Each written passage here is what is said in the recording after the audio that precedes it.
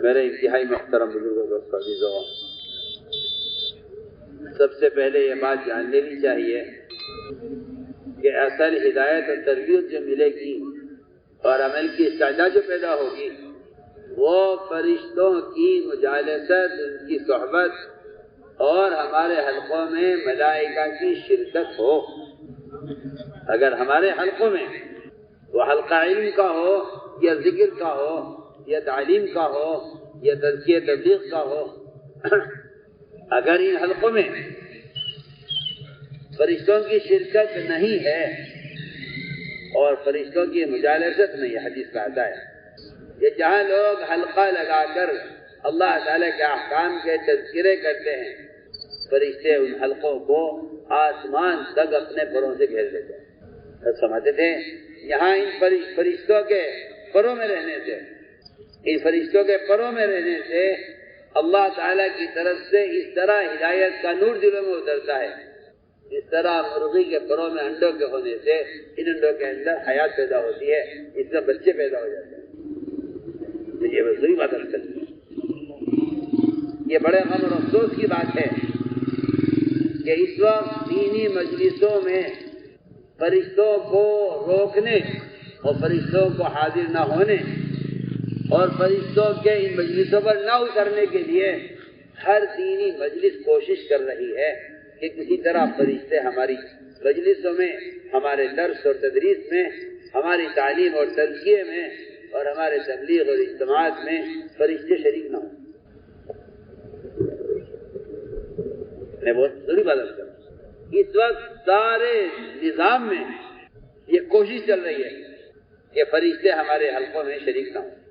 میں بات میں بالکل یقین کے ساتھ، دعوے کے ساتھ، دلیل کے ساتھ عرض کر رہا ہوں کہ ہمارے رواجی طریقوں نے فرشتوں کے نزول کو اور فرشتوں کی صحبت کو اور دینی مجلسوں میں فرشتوں کے شریک ہونے کو ہماری رواجی شکلوں نے روکا ہوا ہے۔ یہ پکی سکی بات ہے، لیکن احساس مردہ ہو چکا ہے۔ تعویلات کا ایسا دروازہ کھلا ہے جس نے ہر حرام کو حلال کر دیا۔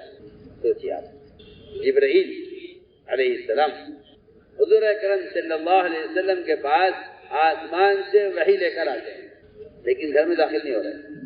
آپ باہر آئیے، کیا بات ہے جبرائیل، تم تو ہمارے یہاں آتے تھے، کیوں نہیں آ رہے ہو؟ کہ جی بات یہ ہے کہ جس گھر میں تصویر ہوتی ہے وہ تصویر گھر کے اندر نہیں ہے، وہ تصویر گھر کے دروازے پر جو پردہ لٹکا ہوا ہے، جو اصل دروازے کا پردہ باہر کے حکم میں ہوتا ہے۔ یہ سمجھنے کی بات ہے، گھر کا دروازے کا پردہ باہر کے حکم میں ہے، اس گھر کے دروازے کے پردے پر تصویریں بنی ہوئی تھی، گھوڑے کی تصویریں، انسان کی نہیں۔ جبریل نے کہا جی میں اندر نہیں آ سکتا، ان تصویروں نے مجھے اندر آنے سے روکا ہوا ہے آپ کے گھر میں۔ سوچیے آپ، حضور اکرم صلی اللہ علیہ وسلم مکہ مکرمہ میں فاتحانہ داخل ہو رہے، چابی بیت اللہ کی آپ کے ہاتھ میں ہے، سارا اختیار آپ کو ہے۔ آپ آ کر دروازے کی، بیت اللہ کے دروازے پر دونوں چوکھٹوں پر ہاتھ رکھ کر کھڑے ہو گئے، آپ اندر داخل نہیں ہوئے۔ عمر نے کہا داخل ہو جائیے، آپ نے فرمایا عمر میں کیسے داخل ہو جاؤں ایسے گھر میں جس میں تصویریں ہوں، میں تو اس گھر میں داخل نہیں ہو سکتا۔ سوچیے، میں اس گھر میں داخل نہیں ہو سکتا جس میں تصویریں ہوں۔ آپ صلی اللہ علیہ وسلم نے اس پردے کو پھاڑا، صرف اس لیے کہ جبریل اندر آ جائے۔ آپ صلی اللہ علیہ وسلم بیت اللہ میں داخل نہیں ہوئے، نہ جبریل آپ کے گھر میں داخل ہو رہے ہیں، نہ آپ صلی اللہ علیہ وسلم اللہ کے گھر میں داخل ہو رہے ہیں۔ دیکھیے آپ ذرا بہت چیزیں میں کیا بول رہا ہوں کہ جی آپ کے گھر میں تصویر ہے، بیت اللہ میں تصویریں تھیں، آپ اندر داخل نہیں ہوئے۔ عمر نے کہا تشریف رکھیے باہر، میں انتظام کرتا ہوں۔ عمر رضی اللہ تعالیٰ عنہ خون لائے، گرم پانی لائے اور لا کر ساری تصویریں جو بیت اللہ کے اندر بنی ہوئی تھی ان سب کو مٹایا اور مٹا کر صاف کر کے کہا آپ صلی اللہ علیہ وسلم سے اب تشریف لائیے، تصویریں صاف ہو رہی۔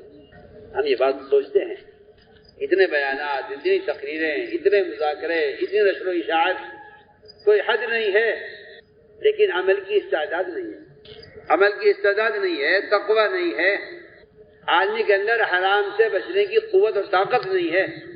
جتنی نشر و اشاعت ہے اتنا ارتداد بھی زیادہ ہے۔ کیا وجہ ہے؟ اس کی ایک وجہ ہے صرف کہ عمل کی استعداد کے پیدا ہونے کے لیے اللہ نے جو ضابطہ بنایا تھا، آپ غور کیجئے، جبرائیل علیہ السلام نے آپ صلی اللہ علیہ وسلم کو 3 مرتبہ اتنی زور سے بھیجا ہے معانقہ کر کے کہ آپ صلی اللہ علیہ وسلم فرماتے ہیں کہ میری برداشت سے باہر ہو گیا. کیوں؟ اس لیے کہ اندر ایک قوت پیدا کرنی ہے بات کو قبول کرنے کی. میں اس کا آپ کو مثال دے رہا ہوں. میرا عزیز دوستو، ہماری مجالس میں موبائل کا استعمال اور تصویر کشی، میں خدا کی قسم کھا کر کہتا ہوں ہمارے جلسے ہمارے اجتماعات ہماری دینی مجلسیں فرشتوں کی شرکت سے محروم ہیں. اور اس میں احساس مردہ ہو گیا ہے اور لوگ تعویلیں کر کے اس حرام کام کے اندر ایسے مبتلا ہیں. یہ سمجھتے ہیں دینی اس لیے پھیلے گا. مجھے آپ کی اس رائے پر حیرت ہے.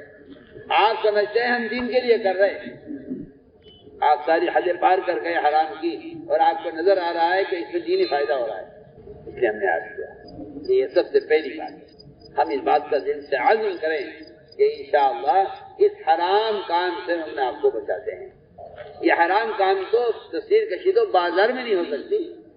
آپ دینی مجلسوں کی میں یہ حرکت دینی مجلسوں میں کریں. یہ تو بازار میں بھی تصویر کشی حرام ہے. کسی انسان کی تصویر بنانا یہ قطعاً حرام ہے. اور فرمایا ہر طرح کا مصور جہنم میں جائے گا.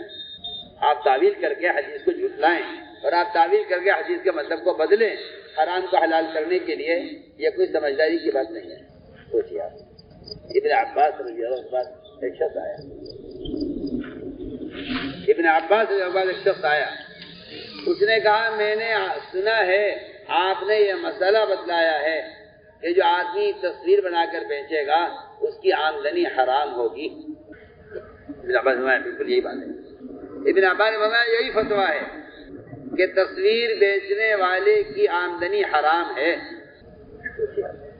اس آدمی اس سن کے گھبرا گیا، سب پریشان ہو گیا اور اس نے کہا کہ ابن عباس میں تو پریشان ہو گیا کیونکہ میں تو اس کے علاوہ کچھ اور جانتا نہیں ہوں. میرا تو مشغلہ یہی ہے. میں تو یہی فن سیکھا ہے. اب میں کیسے میں اپنے بچوں کو پالوں گا اور کیسے میں اپنی ضرورت پوری کروں گا. آپ کوئی گنجائش نکالیے. انہوں نے کہا کوئی گنجائش تصویر بنانے کی نہیں ہے. اگر آپ کو اس کے علاوہ کوئی اور کام نہیں آتا تبھی کوئی گنجائش نہیں ہے کہ آپ تصویر بنا کر بیچیں اس سے اپنے بچوں کو پالیں. کوئی گنجائش نہیں. ہم نے ان سارے صحابہ کے اقوال کو اور آپ صلی اللہ علیہ وسلم کی تعلیمات کو اٹھا کے ایک طرف پھینک دیا اس خیال سے کہ ہمیں اس سے دینی فائدہ ہو رہا ہے. تو میں نے عرض کیا یہ بنیادی بات یہ ہے. بنیادی بات یہ ہے کہ ہم دل سے اس بات کا عزم کریں کہ ہمیں اس حرام کام سے اپنے آپ کو بچانا ہے. اس لیے کہ اصل چیز ہے عمل کی استعداد پیدا کرنا. عمل کی استعداد پیدا ہوتی ہے جب آدمی حرام سے اپنے آپ کو بچائے. لیکن بات اصل یہ ہے کہ جب اللہ کے غیر کا تعصب دل میں پیدا ہو جاتا ہے تو آدمی کے لیے ہر حرام کام کرنا آسان ہو جاتا ہے. اس لیے سب سے پہلا کام یہ ہے اور سب سے پہلا مقصد یہ ہے کہ دل کے رخ کو صحیح کیا جائے دنیا سے آخرت کی طرف، باطل سے حق کی طرف، اسباب سے اعمال کی طرف، اللہ کے غیر سے اللہ کی ذات کی طرف بندہ اپنے رخ کو بدلے. سب سے پہلی چیز ہے یہ توجیہ کہتے ہیں دل کے رخ کے صحیح ہونے کو. انبیاء علیہ السلام آ کر سب سے پہلے دل کے رخ کو صحیح کرتے ہیں. یہ انبیاء علیہ السلام کا پہلا کام ہے. وہ اللہ کے تعارف اور اس کی توحید کو سمجھا کر سب سے پہلے انسانوں کے دل کے رخ کو صحیح کرتے ہیں کیونکہ ان کا دل کا رخ بگڑا ہوا ہے. دل کے رخ کا بدلنا یہ ہے کہ بندے کے دل میں اللہ کا غیر جگہ بنا لے. یہ دل کے رخ کا بدل جانا ہے. وہ زمین آسمان کی شکلوں کو اللہ کے ہر غیر کو اللہ سمجھتے تھے. اللہ کے ہر غیر کو اللہ سمجھتے تھے. اللہ کے ہر غیر کو معبود یقین کرتے تھے. انبیاء علیہ السلام نے آ کر سب سے پہلے اللہ کا تعارف کرایا. میں آپ سے کیا عرض کروں، اس زمانے میں مسلمان کائنات کی ہر چیز کے تعارف میں لگا ہوا ہے. زمین میں کیا ہے، آسمان میں کیا ہے، چاند سورج میں کیا ہے، صنعتوں میں کیا ہے. لیکن اگر نہیں مسلمان تو اللہ کے تعارف پر مسلمان نہیں آتا ہے. حالانکہ سب سے پہلا کام یہ ہے کہ اللہ کی وحدانیت اور اس کی بڑائی اور اس کی قدرت کو بیان کرو، تاکہ سب سے پہلے اللہ کے تعارف کے ذریعے دلوں میں سے اللہ کے غیر کا تاثر نہیں رہے۔ اس لیے کہ ساری بے دینی اللہ کے غیر کے تاثر کی وجہ سے، ساری بے دینی اللہ کے غیر کے تاثر کی وجہ سے ہے۔ آدمی حق مارے گا اللہ کے غیر کے تاثر سے، چوری کرے گا اللہ کے غیر کے تاثر سے، حقوق پامال کرے گا اللہ کے غیر کے تاثر سے، فرائض ضائع کرے گا اللہ کے غیر کے تاثر سے۔ جب اس کے دل میں شکلوں کا تاثر بیٹھ جاتا ہے تو پھر اس کے فرائض ضائع ہوتے ہیں، اور فرائض نہیں ضائع ہوتے بلکہ یہ اللہ تعالیٰ کے بندوں کے حقوق بھی ضائع کرتا ہے۔ تو کیا ایک شخص کے دل میں اگر یہ بیٹھ گیا کہ میری کامیابی اس اسباب میں ہے، یتیموں کی زمین قبضہ کر سبب تیار کرے گا، یتیموں کی دکان قبضہ کر سبب اختیار کرے گا، یہ چرا کر سبب اختیار کرے گا، یہ خیانت کر کے سبب اختیار کرے گا، یہ اپنی تجارت میں جھوٹ بول کے سبب اختیار کرے گا، یہ سودی کاروبار کر کے سبب اختیار کرے گا، ان ساری دنیا کے حرام اور ساری جو ہے حقوق کے ضائع ہونے کا جو بنیادی سبب ہے، وہ سب سے بنیادی سبب اللہ کے غیر کا تاثر ہے۔ اللہ کے غیر کا تاثر ہے صرف، اور کچھ نہیں ہے۔ صحابہ کرام جب ایمان لا کر انہوں نے اپنی پچھلی زندگی کو غور کیا کہ کیا کرتے تھے، وہ کہتے تھے کہ سب سے بڑی نعمت ہمارے پاس نعمت ایمان ہے۔ وہ اپنی پچھلی زندگی کو ہے بھائی کیا کھیل رہے تھے، وہ اپنی پچھلی زندگی کو اور سمجھتے تھے کہ اگر یہ ایمان نہ ہوتا تو ہماری دنیا بھی جہنم تھی، ہماری آنکھوں بھی جہنم تھا۔ یہ میں نے عرض کیا کہ سب سے پہلی نعمت اور سب سے بڑی نعمت ایمان ہے۔ ایمان کا مطلب یہ ہے کہ اللہ کی ذات کا دل میں تاثر پیدا ہو، اللہ کی ذات کا دل میں تاثر پیدا ہو۔ سب سے پہلا ایمان کا تقاضا یہ ہے، اس لیے انبیاء علیہ السلام آ کر سب سے پہلے اللہ کی توحید کو بیان کرتے ہیں، اور وہ اللہ تعالیٰ کا تعارف غیب پر کراتے ہیں، اللہ کا تعارف غیب پر کراتے ہیں۔ وہ کہتے ہیں کہ اللہ پر ایمان لے آؤ، ان کے خود سے سوال ہوتا ہے کہ اللہ کیا ہے، رحمان کیا ہے۔ میرے دوستو عزیزو، اس نے فرمایا کہ ایمان بالغیب اصل ہے، ایمان بالغیب اصل ہے۔ جس چیز کی تصدیق اور جس کو سچا مانا جائے دیکھ کر اس کو ایمان نہیں کہتے۔ حضور اکرم صلی اللہ علیہ وسلم سے اور انبیاء علیہ السلام سے بھی ان کی قومیں یہ کہا کرتی تھی کہ آپ ہمیں غیبی نظام دکھلا دو، ہم مان لیں گے، جنت دکھلا دو، دوزخ دکھلا دو۔ نعوذ باللہ، بعض نے تو یہاں تک کہا کہ ہمیں اللہ کی زیارت کراؤ براہ راست، اللہ ہمیں دکھلا دو، ہم مان لیں گے۔ ارنا اللہ جہرتاً، ہمیں اللہ کی زیارت کرائیے پہلے، پھر ہم باپ کی بات کا یقین کریں گے۔ میرے دوستو، ایمان بالغیب اسے کہتے ہیں کہ نبی کی بات پر یقین کر لیا جائے، نبی کے اعتماد پر، اس کو ایمان بالغیب کہتے ہیں۔ نبی کی بات کا یقین کیا جائے نبی کے اعتماد پر، اس کو ایمان بالغیب کہتے ہیں۔ اس لیے نبی جو خبر لائیں گے وہ خبر حالات کے خلاف، ظاہر کے خلاف، مزاج کے خلاف، ماحول کے خلاف، نبی کی لائی ہوئی خبر وہ حالات اور ماحول کے خلاف ہوگی بلکہ عقل کے خلاف ہوگی۔ عجیب بات ہے، عجیب بات ہے۔ اللہ تعالیٰ نے قرآن میں ایمان بالغیب پر ایسی چیزیں بیان کی ہیں کہ جس سے انسان اپنی عقل کے خلاف اور اپنی سوچ کے خلاف اللہ تعالیٰ کی نبی کی لائی خبر کو تسلیم کرے۔ میں مثال دیتا ہوں، قرآن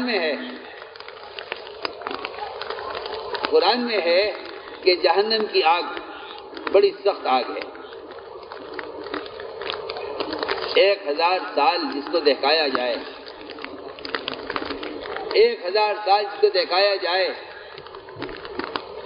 وہ سرخ ہو جائے، پھر 1000 سال دکھایا جائے وہ سفید ہو جائے، 1000 سال دکھایا جائے تو وہ سیاہ ہو جائے، آپ جہنم کیا کا اندازہ کریں۔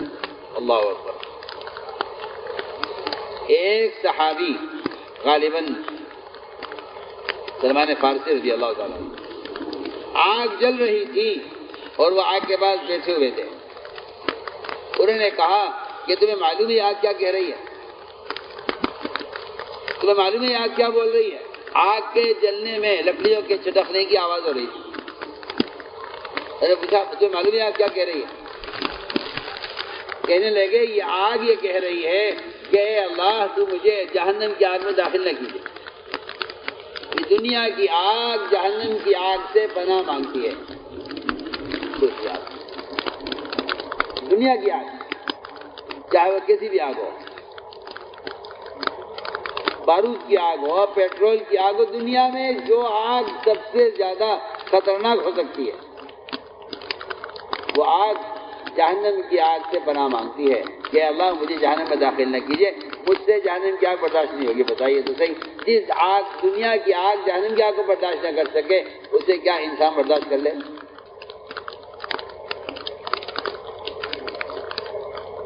کہا کہ آگ یہ کہہ رہی ہے کہ اللہ تو مجھے جہنم کی آگ میں داخل نہ کیجیے۔ سوچیے آپ، ایسی جہنم کی آگ ہے۔ خبر یہ دی نبی نے آ کر، سننا بہت مزے کی بات ہے، نبی نے آ کر یہ خبر دی کہ جہنم میں درخت ہے زقوم کا، جہنم کو کھلایا جائے گا۔ جہنم میں زقوم کا درخت ہے جو جہنمی کو کھلایا جائے گا۔ اللہ اکبر۔ اگر زقوم کے درخت کا ایک قطرہ زمین پر ٹپک جائے تو پوری زمین کے اندر سے گھاس درخت اگانے کی طاقت ختم ہو جائے۔ زقوم کے درخت میں اتنی تیزابیت ہے، اتنی تیزابیت زقوم کے درخت میں ہے، اگر ایک قطرہ زمین پر ٹپک جائے زقوم کا، جس کو جہنمی پیٹ بھر کر کھائیں گے۔ جہنمی جس زقوم کو پیٹ بھر کر کھائیں گے، اگر اس کا ایک قطرہ ٹپک جائے زمین پر تو پوری زمین سے اگانے کی صلاحیت ختم ہو جائے۔ ایسی تیزابیت اس میں ہے جو جہنمی کو کھلایا جائے گا۔ جی ہاں، آپ نے خبر دی مجھے، تو آپ کو یہ بتانا ہے سب سے پہلے کہ ایمان بالغیب کسے کہتے ہیں۔ ایمان بالغیب اسے کہتے ہیں کہ آپ اپنی عقل کو ایک طرف کر دیں۔ ایمان کا عقل کا کوئی جوڑ نہیں ہے، ایمان کا عقل سے کوئی تعلق نہیں ہے، ایمان کا عقل پر کوئی مدار نہیں ہے، جس طرح ایمان کا مدار عقل پر نہیں ہے، اللہ کی قسم شریعت کا مدار بھی عقل پر نہیں ہے۔ جو لوگ شریعت میں اپنی عقل لگاتے ہیں وہ شریعت میں تحریف کرتے ہیں، وہ کہتے ہیں یہ والا حکم اس زمانے میں چلنے والا نہیں ہے، اللہ کا یہ والا حکم اس زمانے میں چلنے والا نہیں ہے۔ یہ وہ لوگ ہیں جو اللہ کے حکم میں عقل لگا رہے ہیں۔ تمہیں بہت مزے کی بات آپ سے کروں، سوچنے کی بات ہے۔ جو آدمی شریعت میں عقل لگائے گا وہ شریعت کا انکار کرے گا، وہ آدمی شریعت کا انکار کر دے گا جو شریعت میں عقل لگائے گا۔ جس طرح کفار نے جہنم کی آگ کا انکار کر دیا، انہوں نے کہا جی جہنم میں درخت بھی ہو آگ بھی ہو، یہ دونوں جمع کیسے ہوں گے؟ آگ درخت کو جلاتی ہے، یہ عقل کا تقاضا ہے۔ عقل کا تقاضا یہ ہے کہ آگ درخت کو جلاتی ہے، اور آپ یہ کہہ رہے جہنم میں ایک درخت ہے، جہنم میں ایک درخت ہے۔ سوچیے آپ، کفار نے کہا اے محمد صلی اللہ علیہ وسلم آپ غلط کہہ رہے ہیں کہ جہنم میں درخت ہے، آپ اس کی آگ سے ہمیں ڈراتے ہیں اور کہتے ہیں اس میں درخت ہے۔ ہم جہنم کی آگ کا انکار کرتے ہیں کیونکہ آگ اور درخت جمع نہیں ہو سکتے، آگ اور لکڑی جمع نہیں ہو سکتی، یہ انہوں نے کہا۔ تو میں نے عرض کیا کہ شریعت میں عقل لگانا یا نبی کی خبر پر عقل لگانا یہ نبی کی بات سے انکار کا سبب بن جاتا ہے، اس لیے علماء نے لکھا ہے، عجیب بات ہے، علماء نے لکھا ہے کہ شریعت حاکم ہے اور عقل محکوم ہے. عقل اس طرح تابع ہے شریعت کے اس طرح رعایا حاکم کے تابع ہوتی ہے. عقل محکوم ہے، شریعت حاکم ہے. عقل کو شریعت میں کوئی دخل نہیں ہے. اگر آپ شریعت میں عقل لگائیں گے تو آپ شریعت کے احکام کا انکار کریں گے. آپ کہیں گے یہ چیز ایسے نہیں ایسے ہونی چاہیے، یہ ایسے نہیں ایسے ہونی چاہیے. اس کا مطلب یہ ہے کہ آپ اپنی عقل پر ایمان لائے ہیں، آپ نبی کی خبر ایمان نہیں لائے. صاف صاف بات. اسے میرے دوستوں میں نے عرض کیا کہ ساری قومیں، قوم فرعون ہو، قوم شعیب ہو، قوم عاد ہو، قوم سمود ہو، یہ ساری قومیں وہ کائنات کی شکلوں سے کامیابی کا یقین اور کائنات کی شکلوں کو معبود یقین کیے ہوئے ہیں. انبیاء علیہ السلام نے آ کر سب سے پہلے سبق سکھلایا کہ کرنے والی ذات صرف اللہ کی ہے. سب سے پہلے سبق سکھلایا لا الہ الا اللہ کے ذریعے، اس کی دعوت کے ذریعے اللہ کے ماں سوا کو دلوں سے نکالنے کا حکم دیا گیا. اللہ کے غیر کو دلوں سے نکالنے کا سب سے پہلا حکم لا الہ الا اللہ. سب سے پہلا کلمہ جو سارے انبیاء کے درمیان مشترک ہے. شریعت انبیاء کی مختلف ہیں لیکن کلمہ لا الہ الا اللہ سارے انبیاء کا مشترک کلمہ ہے. وما ارسلنا من قبلک من رسول الا نوحی الیہ انہ لا الہ الا انا فاعبدون. کہ ہم نے جو نبی بھیجا ہے ہم نے سب سے پہلے اس کو اس کی وحی کی ہے کہ وہ جا کر قوم میں اللہ کا تعارف کروائے. میں اس لیے عرض کرتا ہوں کہ مسلمان میں بے دینی اللہ کے غیر کے تاثر کی وجہ سے ہے. اسی لیے قرآن نے یہ کہا ہے کہ جو اللہ کی توحید کا پیغام لوگوں تک خود پہنچائیں گے اللہ تعالیٰ ان کے دلوں سے اپنے غیر کا خوف نکال دیں گے. یہ قرآن کی آیت کا میں نے ترجمہ کیا ہے الذین یبلغون رسالات اللہ ویخشونہ ولا یخشون احدا الا اللہ. جو اللہ کے دین کا پیغام لوگوں تک خود پہنچائیں گے اللہ ان کے دلوں سے اپنا غیر کا خوف نکال دیں گے. یہی تو وجہ تھی صحابہ کرام جو دین کے پیغام کو لے کر گئے ہیں بڑے بڑے بادشاہوں کے پاس، بڑی بڑی حکومتوں کے پاس. اس دین کے پیغام کو لے کر پھرنے کی وجہ سے اللہ تعالیٰ نے ان کے دلوں سے بڑی بڑی حکومتوں کا اور بڑی بڑی سلطنتوں کا ان کا تاثر دلوں سے نکال دیا تھا. وہ بادشاہوں سے ایسے بات کرتے تھے جیسے کسی فقیر سے کی جاتی ہے. وہ بادشاہوں سے ایسے بات کرتے کسی غلام سے بات کی جاتی ہے. کیونکہ دین کا اللہ کی توحید کا پیغام لے کر پھرنا قرآن نے صاف کہا ہے کہ اگر تم اللہ کی توحید کو بیان کرو، اگر تم اللہ کی توحید کو بیان کرو تو اللہ کا ان کے وجود کا انکار کرنے والوں کے دل اتنا سکڑ جائیں گے، اتنے سمٹ جائیں گے، اتنے دب جائیں گے. کیا یہ تو قرآن نے صاف کہا ہے. یہ قرآن نے صاف کہا ہے کہ جو اللہ کی توحید کو بیان کرتے ہیں، اللہ کی توحید کا بیان کرنا اللہ کو نہ ماننے والوں کے دلوں کے اندر تنگی پیدا کرتا ہے. تم اللہ کے غیر کا ذکر کرو، تم اللہ کے غیر کا ذکر کرو تو خوش ہوں گے، ساری قومیں خوش ہوں گی. میں آپ کو اس کی مثال پیش کرتا ہوں. حضور اکرم صلی اللہ علیہ وسلم نے یہ فرمایا تلک الغرانی قل علا فإن شفاعتهن لترتجا. یہ جملہ آپ کی زبان پر جاری ہوا، جس کا مطلب یہ ہے کہ تم نے جو شکلیں بنائی ہوئی ہیں، یہ پانی دینے کی شکل ہے، یہ ہوا دینے کی شکل ہے، یہ قرضہ ادا کرنے کی شکل ہے، یہ اولاد دینے کی شکل ہے، یہ رزق دینے کی شکل ہے، یہ بیمار کو ٹھیک کرنے کی شکل ہے. تم نے جتنی شکلیں بنائی ہوئی ہیں، ادھر دیکھو، کھیلو مت. تم نے جتنی شکلیں بنائی ہوئی ہیں ان شکلوں پر تم نے کام تقسیم کیے ہوئے. میں آپ سے کیا عرض کروں؟ میں تو اپنے دل کی بات آپ سے کرنے آیا ہوں. میں آپ سے کیا عرض کروں؟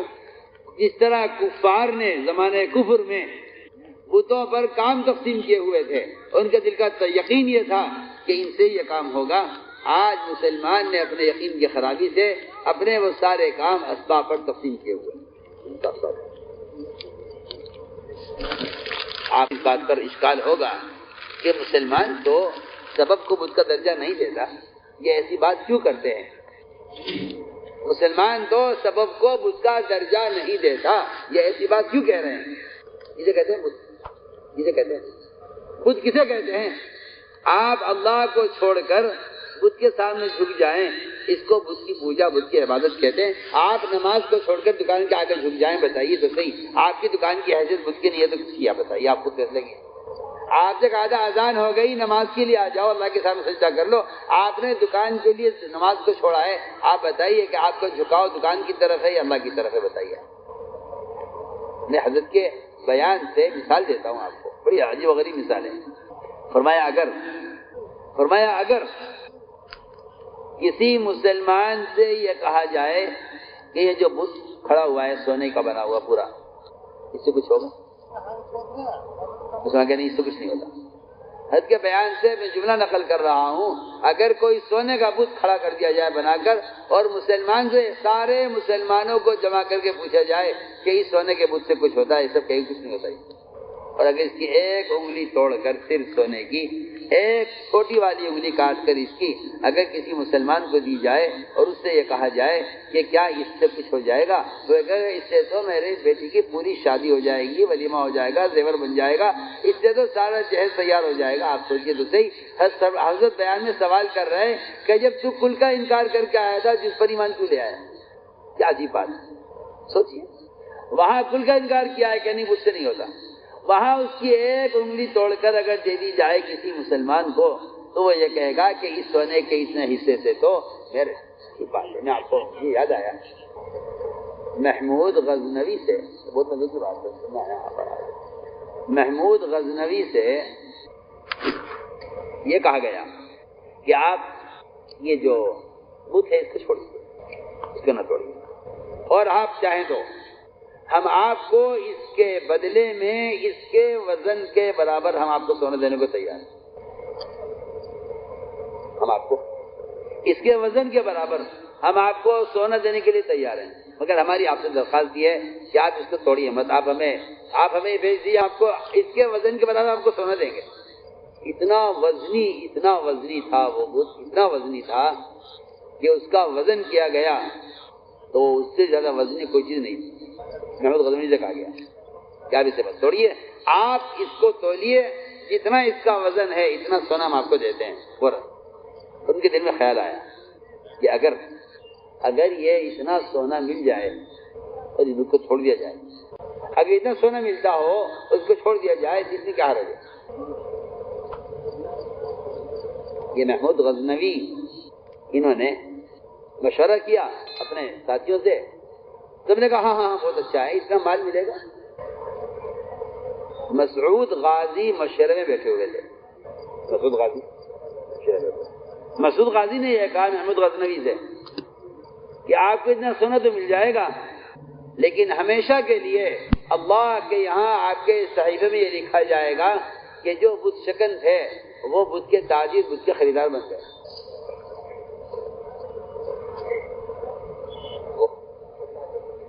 یہ مسعود غازی نے یہ مشورہ دیا. یہ آپ کیا کر رہے ہیں؟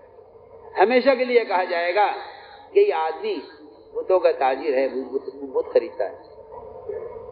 اس پر کہا کہ نہیں، کوئی گنجائش نہیں ہے اس کی کہ آپ اس کو سونے کے بھاؤ بیچے، اس کو گنجائش توڑی. لکھا ہے تاریخ میں کہ اس کو توڑا گیا تو اس کے اندر سے اتنے جواہرات اور اتنا قیمتی مال نکلا اس کے اندر سے کہ اس سارے مال کی اس کے وزن کے سونے کے برابر آدھی بھی قیمت نہیں بنتی، آدھی بھی نہیں بنتی.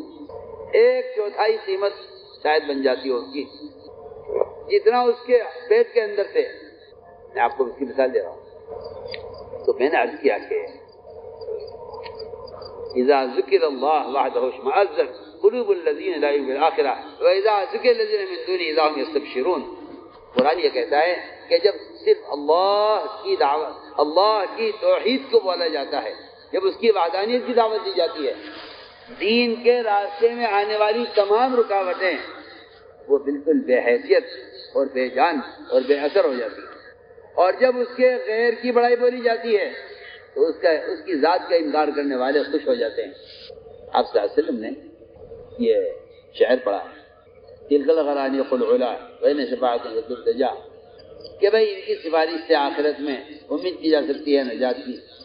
سب خوش ہو گئے، سب نے کہا واہ واہ، آج تو محمد صلی اللہ علیہ وسلم نے آج تو ہماری بات مان لی ہے، اور اب تو ہمیں آپس میں اتفاق ہو گیا ہے، اور تو سارے جھگڑے ختم ہو گئے ہیں۔ یہ میں آپ سے بے تکلف آپ سے عرض کرتا ہوں، اگر آپ کفر کو راضی کرنے کے لیے، اگر آپ کفر کو راضی کرنے کے لیے، اگرچہ آپ کا ارادہ دل سے نہ ہو، اگر آپ کفر کو راضی کرنے کے لیے کفر کی تعریف کر دیں، نعوذ باللہ ثم نعوذ باللہ، اللہ تعالیٰ کے حکم کی خلاف ورزی کر دیں، کفر کو راضی کرنے کے لیے اللہ کا حکم توڑ دیں، تو اللہ تعالیٰ ایسے مسلمانوں کو غیروں کے حوالے کر دیتے ہیں۔ میں آپ سے کیا عرض کروں، یہ کہتے ہیں جی کیا کریں، مجبوری ہے، حالات ہیں۔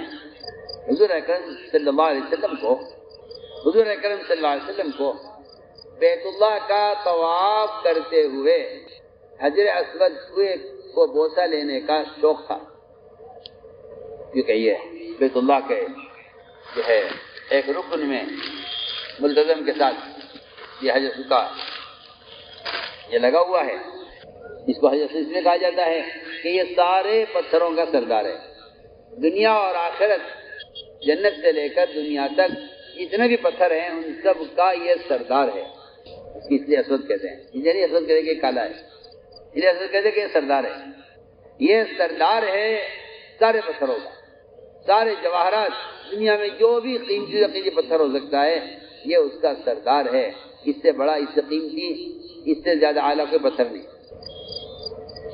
انسانوں کے گناہوں سے، حائضہ عورتوں کے چھونے سے یہ سیاہ ہو گیا، ورنہ یہ دودھ سے زیادہ سفید تھا۔ آپ صلی اللہ علیہ وسلم ہر چکر میں اس کا بوسہ لیتے تھے، کفار نے آپ کو روکا، یہ کہا ہم آپ کو حضرت کا بوسہ نہیں لینے دیں گے، ہم آپ کو اس کا بوسہ نہیں لینے دیں گے۔ آپ کی چاہت، بہت مزے کی بات ہے، میں اس واقعے سے بہت کچھ کہنا چاہتا ہوں، میں اس واقعے سے بہت کچھ کہنا چاہتا ہوں۔ کیوں؟ باطل آپ سے یہ نہیں کہے گا آپ نماز مت پڑھیں، آپ روزہ مت رکھیں، آپ زکوٰۃ مت دیں، آپ حج مت کریں۔ باطل آپ سے کہے گا کہ دیکھو یہ والی جو سنت ہے اس کو چھوڑ دو، کیونکہ یہ سنت ہے، فرض نہیں ہے۔ آج میں کہتا ہوں جاہل اور گدھا ہے وہ شخص، اگرچہ وہ علم رکھتا ہو، اگر اس کے دل میں کسی سنت کے بارے میں ذرہ برابر بھی یہ خیال آ جائے کہ اس سنت کا یہ موقع نہیں ہے یا اس سنت کا یہ والا زمانہ نہیں ہے، ایسا آدمی محمد صلی اللہ علیہ وسلم کو پاگل سمجھتا ہے۔ جو لوگوں نے لکھا میں عرض کر رہا ہوں، ایسا آدمی محمد صلی اللہ علیہ وسلم کو پاگل سمجھتا ہے جس کا خیال یہ ہو کہ یہ والی سنت اس زمانے میں نہیں چلے گی، یہ اس زمانے کی سنت ہے۔ میں نے لکھا ہے کہ جو شخص اسلام میں کوئی نیا طریقہ اور نئی کوئی بدعت ایجاد کرتا ہے، وہ یا تو محمد صلی اللہ علیہ وسلم کو دیوانہ سمجھتا ہے یا اس کا اپنا خیال یہ ہے کہ آپ کا دین ناقص تھا، میں دین کامل کر رہا ہوں۔ میں آپ سے بہت ہی اس واقعے میں بہت ساری چیزیں مجھے عرض کرتی ہیں۔ تو پہلی بات یہ ہے کہ آپ کو نماز نہیں روک رہے ہیں، آپ کو زکوٰۃ نہیں روک رہے ہیں، آپ کو حج نہیں روک رہے ہیں، آپ کو ہم صرف ایک سنت سے روک رہے ہیں۔ کیا سنت؟ حجر اسود کا بوسہ لینا۔ ابن عباس رضی اللہ عنہ نے پوچھا کہ اگر حجر اسود کا بوسہ لیا جائے کہ ہاں سنت ہے، لینا چاہیے، اس نے کہا یہ اگر بھیڑ زیادہ ہو تو کیا کیا جائے؟ فرمایا اگر مگر کو یمن پھینک دے، ہمارے یہاں شریعت میں اگر مگر نہیں چلتی، ہم تو ایک بات جانتے ہیں کہ کوشش کر کے اس کا بوسہ لینا ہے، اس لیے کہ سنت ہے، بس ہم تو سنت کو جانتے ہیں، اگر مگر ہمارے یہاں نہیں ہوتی، آپ اگر مگر کریں، اس کا مطلب یہ ہے کہ آپ کو سنت سے کوئی محبت نہیں ہے۔ جی اگر مگر کو، فرمایا اگر مگر کو یمن پھینک، اگر مگر کو یمن، اس نے سوال یہ کر دیا کہ اگر بھیڑ زیادہ ہو یا اس کا بوسہ لینا مشکل ہو رہا تو کیا کریں؟ اگر مگر کا یمن پھینک، ہم اگر مگر نہیں جانتے، ہم تو یہ جانتے ہیں کہ حجر کا بوسہ لینا سنت ہے۔ فرماتے تھے کہ تم سے باطل سب سے پہلے سنت چھڑوائے گا، سب سے پہلے سنت چھڑوائے گا۔ تم یہ کہو گے کہ یہ سنت ہے، اس کو چھوڑنے میں کوئی حرج نہیں ہے۔ سنیے آپ، حالانکہ سنتوں کا نظام ایسا ہے کہ جو آدمی استنجے کی سنت کے طریقے کو ہلکا سمجھتا ہے وہ نماز کو ہلکا سمجھتا ہے، اور جو نماز کو ہلکا سمجھتا ہے وہ کافر ہے۔ سننے میں کیا بول رہا؟ جو آدمی استنجے میں سنت کے طریقے کو ہلکا سمجھ رہا ہے، سب لکھا ہے علماء نے کہ منافقین یہ کہا کرتے تھے کہ تمہارے نبی محمد صلی اللہ علیہ وسلم یہ چھوٹی موٹی چیزیں کیوں چھڑتے ہیں، بڑے بڑے کام کریں، ادھر کفار مقابلے پر آ رہے ہیں، ادھر جنگیں ہو رہی ہیں، ادھر معرکے ہو رہے ہیں، ادھر یہ مسئلہ ہے، ادھر وہ مسئلہ ہے۔ اور پھر رہی بات، بھائی آپ نماز کی بات کریں، آپ روزے کی بات کریں، آپ یہ کیا اس والے ہاتھ سے استنجا کرو، اس والے ہاتھ سے کھانا کھاؤ، یہ کیا، اس کی کیا ضرورت ہے؟ ہم خود جو ہے تنگی پیدا کرنا زندگی میں، زندگی کھلی ہونی چاہیے۔ آج کل کے مسلمانوں کی اکثریت کا خیال یہ ہے کہ سنتوں سے، بلکہ میں تو کہتا ہوں کہ بعض لوگ بیچارے ایسے بھی جاہل ہیں جو سمجھتے ہیں کہ مسلمان کو کسی مخصوص لباس کا پابند کرنا یہ اسلام میں عصبیت ہے۔ یہ اسلام کی عصبیت نہیں ہے، یہ اسلام کی غیرت ہے۔ اسلام کی غیرت ہے، میری بات آپ توجہ سنیں گے، یہ اسلام کی غیرت ہے، عصبیت نہیں ہے۔ وہ تو پاگل ہے، جاہل ہے، جو سمجھتا ہو کہ مسلمان کو کسی لباس کا پابند کرنا یہ اسلام کے اندر تنگی پیدا کرنا، یہ تنگی پیدا کرنا نہیں ہے۔ میں کہتا ہوں کہ یہ لکھا ہے علماء نے کہ یہ اسلام کی غیرت ہے۔ اسلام میں لباس کے طرز کی قید، اسلام میں لباس کی یہ طرز کی جو قید ہے، میں بہت ضروری عمل کر رہا ہوں۔ میں تو بہتر آپ سے کہتا ہوں، جو لوگ پینٹ پہنتے ہیں وہ اللہ تعالیٰ کی دشمنی کی طرف، اللہ سے دشمنی کرنے کی طرف جا رہے ہیں۔ جو لوگ پینٹ پہنتے ہیں، بالکل یقینی بات ہے، عجیب بات لکھی علماء نے لکھا ہے کہ ایک شخص اگر یہ کہتا ہے مجھے یہ والا لباس پسند ہے، اگر کوئی آدمی یہ کہتا ہے مجھے یہ والا لباس پسند ہے، تو ایسا مسلمان نبی کے ساتھ غدار ہے۔ ایسا مسلمان غدار ہے، آپ سے بالکل میں بے حجاب بے تکلف آپ سے عرض کر رہا ہوں، جو مسلمان پینٹ پہنتے ہیں وہ نبی کے ساتھ غدار ہیں۔ آپ کو تو کسی نے یہ دھوکہ دیا ہے کہ یہ تنگی پیدا کر رہے ہیں، اور میں آپ سے جو کہہ رہا ہوں میں سمجھ کر کہہ رہا ہوں، جو لوگ پینٹ پہنتے ہیں وہ نبی کے ساتھ غدار ہیں۔ کیوں؟ ایسے کوئی خیالی بات نہیں ہے، کیونکہ دین کی سطح گرتے گرتے یہاں آ گئی ہے کہ ایک مسلمان کو پہچاننا مشکل ہے۔ آپ اس کی خطنہ دے کر کہہ سکتے ہیں کہ مسلمان، کسی حادثے میں، کسی زلزلے میں، کسی ٹرین ٹکرا جائے کہیں، تو مسلمانوں کی لاشوں کو پہچاننا مشکل ہو رہا ہے۔ وجہ اس کی یہ ہے کہ آپ نے نماز، روزہ، حج و زکوٰۃ کو اسلام میں باندھ دیا ہے، جی اسلام کو آپ نے فرائض باندھ دیا ہے کہ یہ اسلام ہے۔ اور میں جو کہنا چاہتا ہوں وہ یہ ہے کہ اگر آپ پینٹ پہنتے ہیں تو آپ نبی کے ساتھ کیا ہیں؟ غدار ہیں، وفادار ہیں، غدار ہیں، پکے پکے۔ اس کی مثال دی ہے علماء نے، بڑی اچھی مثال دی ہے، اور پڑھا کرو۔ مولانا ادریس صاحب کانوی رحمۃ اللہ علیہ نے سیرت مصطفیٰ، ان کی وہ ایسی بنیادی کتاب ہے، میں سمجھتا ہوں کہ جو مسلمان اس کتاب کا مطالعہ نہیں کرے گا وہ یہود و نصارہ کا مطالعہ کرے گا۔ وہ لکھتے ہیں عجیب بات لکھتے ہیں، وہ کہتے ہیں کہ دو قومیں ہیں، دو ملک ہیں، دونوں آپس میں لڑائی ہے، ممالک کی لڑائی ہوا کرتی ہے، کہیں دفاعی لڑائی ہے، کہیں اپنی حدود کی حفاظت کی لڑائی ہے، جی ہاں، کہیں کسی کو کچلنے کی لڑائی ہے، کہیں کسی کی طاقت کو توڑنے کی لڑائی ہے۔ وہ فرماتے ہیں کہ دو ملک آپس میں اگر اختلاف کرتے ہیں، لڑائی ہے ان کی، تو آپس کی دونوں کی لڑائی ہے۔ اگر اس ملک کا فوج کا ایک آدمی یہ کہتا ہے کہ مجھے اس والے ملک کی فوجی کا لباس پسند ہے، تو بتائیے کیا اس کا ملک اس کو اجازت دے گا؟ عجیب و غریب بات۔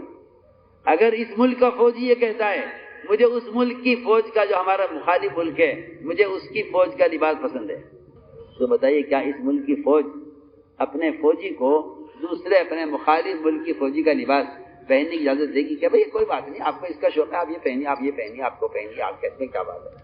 وہ کہے گی آپ غدار ہیں، نکل جائیے ہمارے ملک سے، یا آپ غدار ہیں، آپ فوج سے نکل جائیے۔ بتائیے تو صحیح، میں حیران ہوں کہ مسلمان غیروں کی شکل بنا کر اپنے آپ کو نبی کی امت میں سمجھتا ہے، اور اس ملک کی فوج اپنے ایک فوجی کے لباس کے بدلنے پر اس کو اپنی فوج سے نکال دیتی ہے کہ آپ نکل جائیے یہاں سے۔ بتائیے، آپ سوچیے، آپ بڑے عقلمند ہیں اور آپ سمجھتے ہیں بڑی ترقی کر رہے ہیں، آپ سمجھتے ہیں ہم نے اسلام کو آسان کیا ہے، آپ نے اسلام کو برباد کیا ہے۔ آپ اسلام کو آسان نہیں کرتے، آپ اسلام کے دشمن ہیں۔ مسلمان کی امتیازی شان یہی اسلام کی بقا ہے. اسلام کی بقا اسی جگہ مسلمان کی امتیازی شان ظاہر ہو. قرآن نے کہا ہے کہ تم مسلمان تقوی کے بغیر نظر نہیں آ سکتے. ان تتقوا اللہ یجعل لکم فرقانا. تمہاری پہچان، تمہاری امتیازی شان جو کچھ بھی ہے وہ صرف اور صرف اتباع سنت سے ہے. اگر اتباع سنت اگر آپ نہیں ہیں تو آپ کو یہ دیکھ کر یہودی سمجھا جائے گا، نصرانی سمجھا جائے گا. آپ یہ کہیں میں تو نماز پڑھتا ہوں، روزہ رکھتا ہوں. اس پر فرمایا کہ رضی اللہ تعالیٰ کہ تم اپنے ظاہر سے اگر اپنے آپ کو مسلمان ظاہر کرتے ہو تو ہم تم پر اعتماد کریں گے، تمہیں قریب کریں گے، تمہیں اپنا سمجھیں گے. اگرچہ تمہارا تنہائی اللہ کے ساتھ کیسی ہے تم جانو. اگر کوئی بھی یہ کہتے ہو کہ جی آپ کو نہیں معلوم میں تہجد پڑھتا ہوں، ذکر کرتا ہوں، روزہ رکھتا ہوں، نماز پڑھتا ہوں، زکوٰۃ دیتا ہوں، فرمایا تمہارا اللہ کا معاملہ ہے، تم جانو تو اللہ جانے، ہمیں اس سے کوئی مطلب نہیں ہے، ہم تو ظاہر سے دیکھیں گے. میں نے ایک مثال دی ہے کہ آپ صلی اللہ علیہ وسلم کو حجر اسود کا بوسہ لینے سے روکا. سنیے آپ کو بوسہ نہیں دیتا. آپ کی چاہت یہ ایک ایسا عجیب و غریب حصہ ہے جس سے ہمیں ایک سبق ملتا ہے. وہ سبق یہ ملتا ہے کہ اگر ہم ان کی ایک بات مان لیں، اپنی ایک بات منوا لیں، اس کا مطلب یہ ہوا کہ آپ نے دنیا والوں کے ساتھ دین پر معاملہ کر لیا. ایک بات آپ نہیں مان لو، ایک بات آپ کو مان لیں. جی حضرت تھانوی نے لکھا ہے کہ یہ مصلحت نہیں ہے، یہ باطل کے ساتھ مصالحت ہے. چلیے آپ مساوات کیجئے، میں آپ کچھ باتیں مان لیتا ہوں، میری کچھ باتیں مان لیں، چلیے ہم دین پر معاملہ کر لیتے ہیں. یہاں مسلمان پہنچا ہے اب کہ وہ دین پر غیروں کے ساتھ مصالحت کر رہا ہے.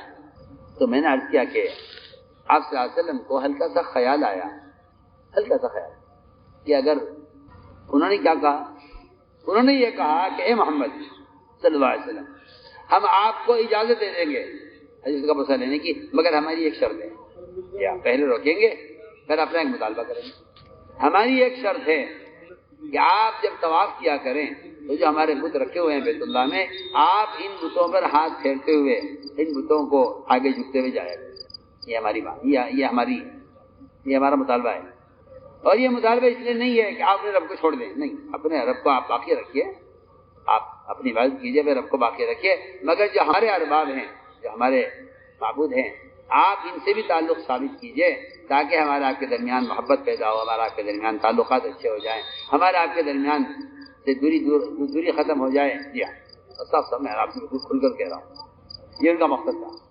آپ صلی اللہ علیہ وسلم کو ہلکا سا خیال آ کے گزر گیا کہ اگر صرف دکھلانے کے لیے نہ خوش کر دیا جائے، اور یہ مجھے بیت اللہ کا جو ہے فجر کا بوسہ لینے دیں، اگر میں صرف دکھانے کے لیے ذرا سا اشارہ کر دوں تو کیا حرج ہے.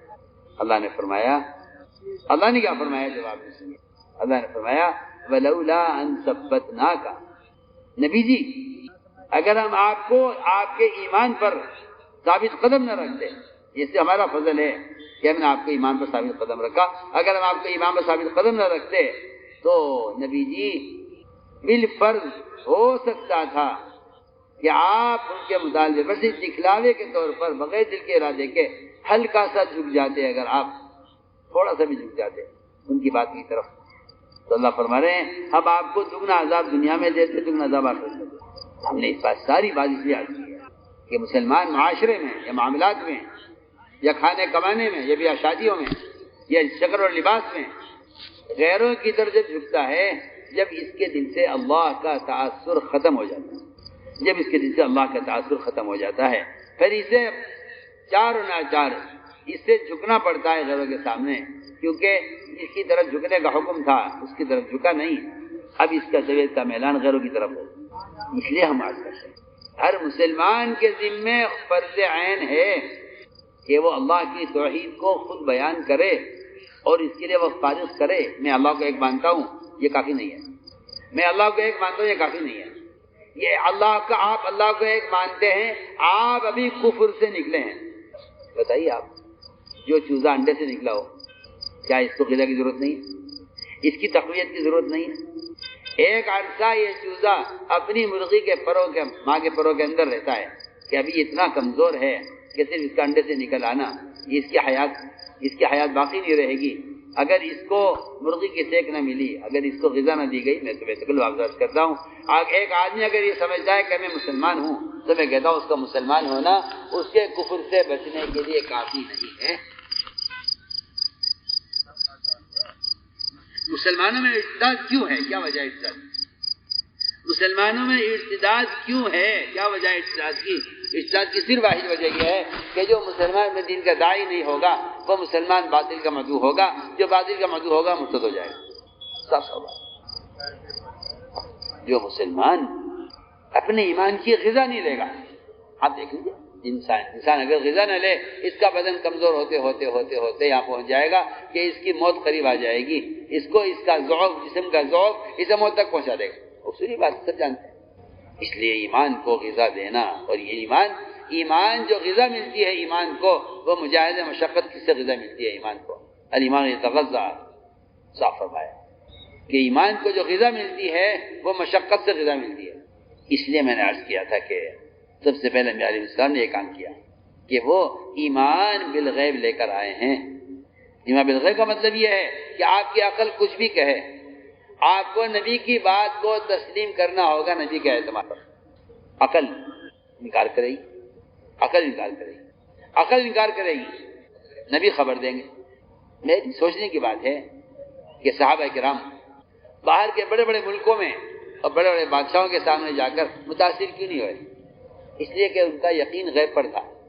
میں ایمان بالغیب کی ایک مثال عرض کرتا ہوں کہ عقل اور خبر، نظر اور خبر، نظر عقل کے ساتھ ہے، اور خبر، یہ خبر غیبی ہے، خبر نبی کے ساتھ ہے.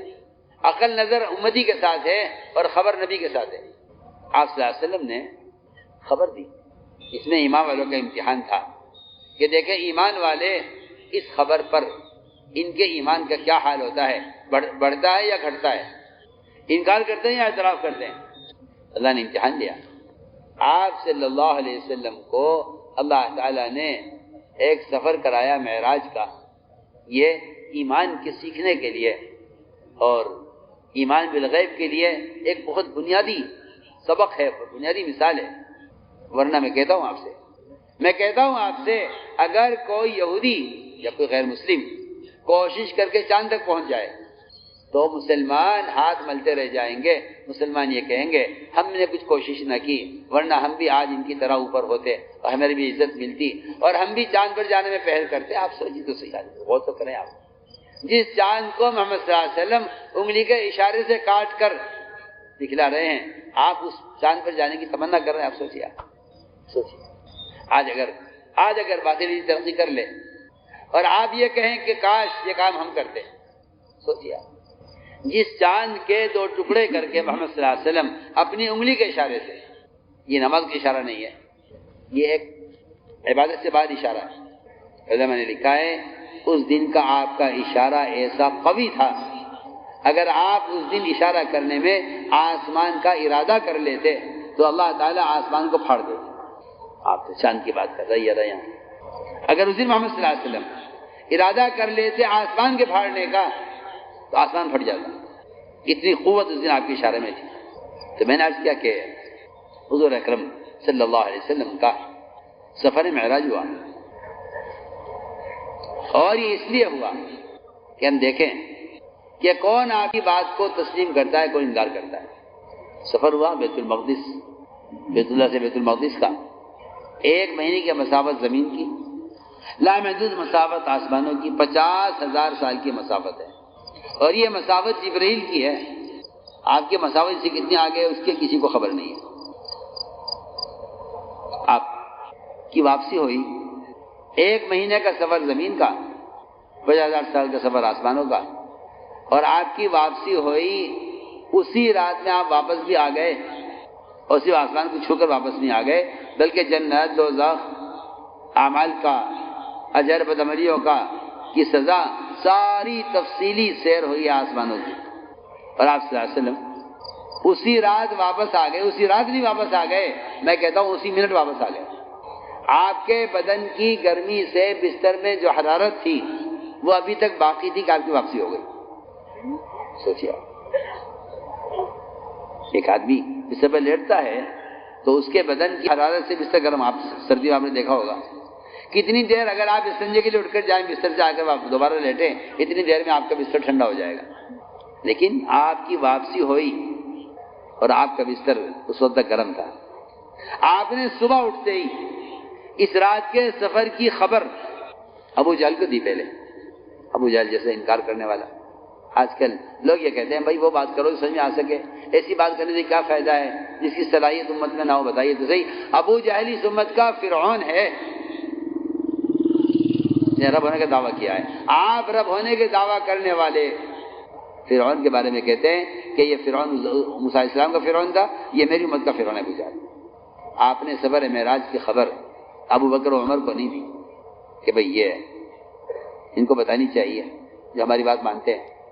یہ تو یقین بھی کریں گے، ابو جہل کیا یقین کرے گا. آپ نے ابو جہل سے کہا، ابو جہل نے پوچھا محمد کیا بات ہے، کیا سوچ رہے ہو بیٹھے ہوئے؟ آپ نے فرمایا کہ رات میں رہے سفر ہوا ہے. لوگ دوڑے کہ ابو صدیق کے پاس گئے، جا کر کہا آپ کو معلوم ہے آپ کے ساتھی کیا کہہ رہا ہے، یہ کیا کہہ رہا ہے؟ انہیں سب کو یقین تھا کہ ابو بکر انکار کر دیں گے، یہ کہیں گے بھائی میں کیا کروں، وہ ایسی بات کہہ دیتے ہیں، ہم آج سمجھ میں آ نہیں رہی ہے لیکن کہہ رہے ہیں تو مان لو، کیا کریں مجبوری ہے. نہیں، انہوں نے کہا کیا بات کر رہے تم، یہ تو بہت معمولی سفر ہے جو آپ کا رات میں ہو گیا اور تم اس کی مجھ سے تصدیق کرانے آئے ہو. میں تو اس سے آگے کی خبروں کی تصدیق کرتا ہوں، یہ تو کوئی بات نہیں ہے، جاؤ. سوچیے میں آپ کو مثال دے رہا ہوں، یہ کوئی قصہ نہیں سنا رہا ہوں، میں مثال دے رہا ہوں کہ محمد صلی اللہ علیہ وسلم کی زبان مبارک سے اگر ایسی ناممکن بات پیش آتی ہے جس کو ساری دنیا کی عقلیں انکار کر دیں، تو میں کہتا ہوں کہ اگر محمد صلی اللہ علیہ وسلم استنجے میں سنت کے طریقہ بتلا رہے ہیں تو اس خبر میں اور اس خبر میں کوئی فرق نہیں ہے. میں آپ سے بہت کام کی بات کر رہا ہوں. آپ جو یہ کہتے ہیں کہ اس زمانے کے اعتبار سے یہ والی سنت نہیں چلے گی، آپ سفر معراج کو سامنے رکھ کر ایک بیت الخلاء کی سنت کے طریقے پر آپ غور کیجئے. آپ میری بات آپ سے غور کیجئے میں کیا بول رہا ہوں. اگر آپ کا خیال یہ ہے اور باطل خیال ہے کہ وہ تو ایک ناممکن سی چیز تھی، نبی خبر دے رہے ہیں تو یقین کر لینا چاہیے، اور اگر آپ یہ کہتے ہیں کہ بھئی اس والے ہاتھ سے سنجا کرو تو یہ کوئی ایسی زیادہ اہم چیز نہیں ہے، تو میں سمجھتا ہوں کہ آپ نبی کی بات پر ایمان لائے، بات پر ایمان نہیں لائے. سوچیے آپ لوگ دوڑ کے گئے، جا کر کہا کہ ابو بکر تمہیں خبر ہے تمہارا ساتھی کیا کہہ رہا ہے؟ کہ ہاں جو کہہ رہے ہیں ٹھیک کہہ رہے ہیں، ہمیں یقین ہے اس کا، تمہیں شک ہے. علماء نے لکھا ہے اگر یہ خواب ہوتا تو کفار اس کا انکار نہ کرتے. بعض جاہلوں نے کہہ دیا کہ یہ تو خواب تھا. ارے ایک آدمی خواب میں اگر دیکھ رہا ہے کہ وہ امریکہ میں بیٹھا ہوا ہے اور آپ کھلتے ہوئے ہندوستان میں ہے تو عقل تو اس کی بھی تسلیم نہیں کرے گی. اگر آپ غور کریں، اگر یہ خواب ہوتا تو کفار کو کیا ضرورت تھی کہ آپ اس کے انکار کرتے. آپ کا سفر معراج بدن کے ساتھ ہوا ہے. حضرت عائشہ سے نے پوچھا آپ سے کہ حضرت بتائیے تو صحیح آپ پر سب سے سخت دن کون سا گزرا ہے؟ آپ نے حضرت عائشہ سے طائف کا ذکر نہیں کیا اس روایت، کیونکہ طائف کی جو اذیت ہے جسمانی ہے. معراج کے سفر کا انکار یہ قلبی تکلیف ہے. سنیے میں کیا بولا. ہم اس لیے کہتے ہیں کہ مسلمان اگر آج محمد صلی اللہ علیہ وسلم کی وہ حدیثیں اور وہ واقعات بیان نہیں کرے گا جس کا لوگ انکار کرتے ہیں تو مسلمان اس اذیت سے محروم ہو جائے گا جو اذیت محمد صلی اللہ علیہ وسلم کو پہنچی ہے. سمجھے میں کچھ بول رہا ہوں. اگر آپ یہ کہیں کہ یہ واقعات ان کی اب ضرورت نہیں ہے تو میں سمجھتا ہوں کہ آپ نے ان واقعات کو ہی اڑا دیا جو آپ صلی اللہ علیہ وسلم کی اذیت کے واقعات ہیں. سوچیے آپ اگر ان واقعات کو اس زمانے میں بیان نہیں کریں گے تو میں آپ سے کہتا ہوں کہ آپ کے نبی محمد صلی اللہ علیہ وسلم آخر الزمان وہ اغیار کی نظر میں ایک تصور ہوں گے، حقیقت نہیں ہوں گے. میں آپ سے بہت کام کی بات کر رہا ہوں. اگر اس زمانے کے مورخین یا اہل سیر یا علماء ان واقعات کو نظر انداز کر دیں یا یہ سمجھیں کہ یہ تو محمد صلی اللہ علیہ وسلم کے زمانے کے کافروں کی اور اس زمانے کے صحابہ کے ایمان کی جانچ کے لیے یہ واقعات ہو گئے تھے، گزر گئے ہیں، تو میں سمجھتا ہوں کہ آپ ایمان کے بننے کے ایک باب کو ختم کر دیں گے، بند کر دیں گے.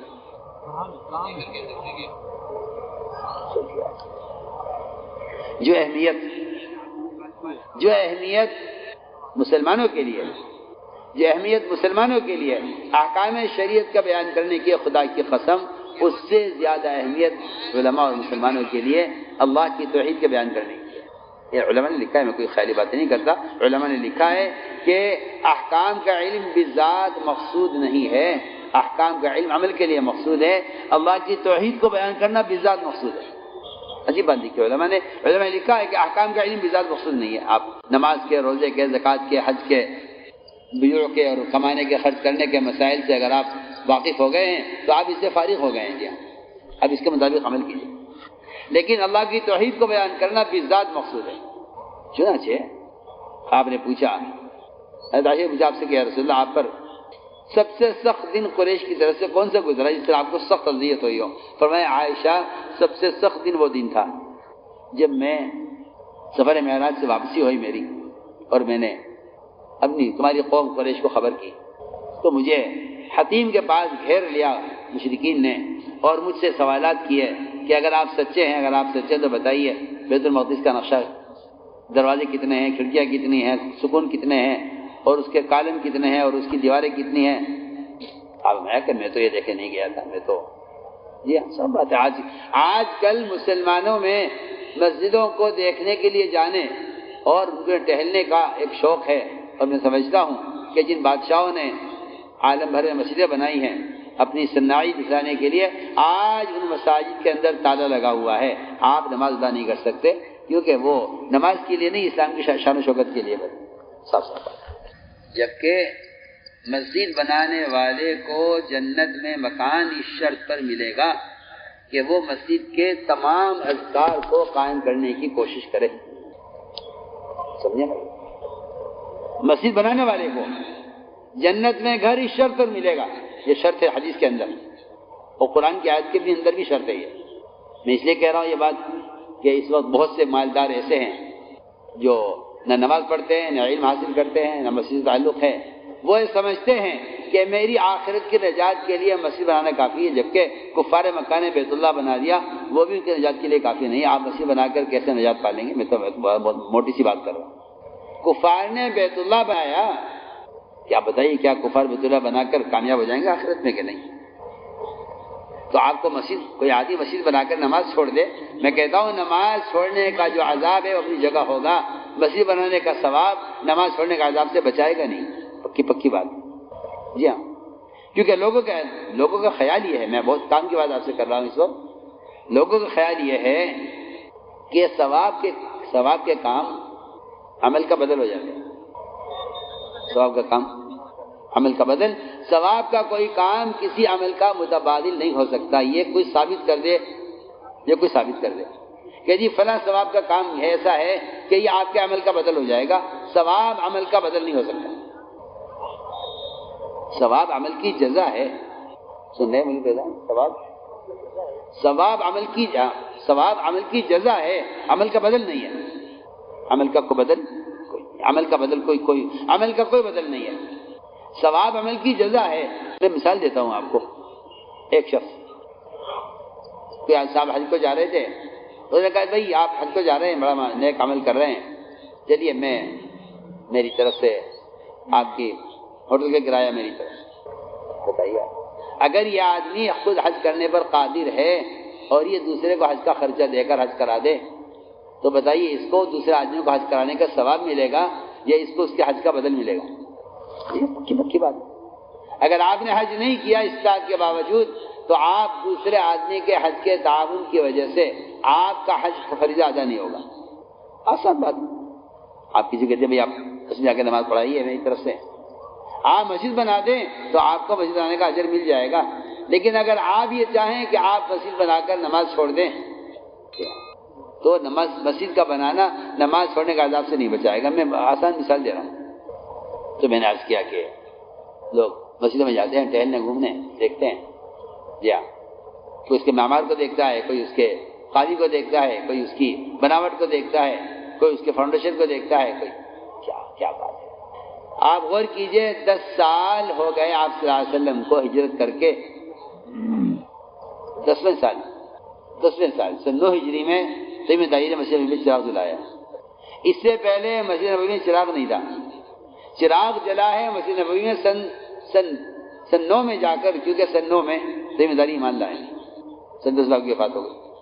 9 سال آپ اور آپ کے صحابہ کو مدینہ میں کو آباد کیے ہوئے ہو گئے کسی کو خیال نہیں آیا کہ مسجد میں چراغ ہونا چاہیے، حالانکہ مدینہ منورہ وہ آتا ہے روایت میں کہ بہت سانپ بچھو بہت ہوتے تھے مدینہ منورہ میں، لیکن کسی کو خیال نہیں آیا کہ مسجد میں چراغ ہونا چاہیے۔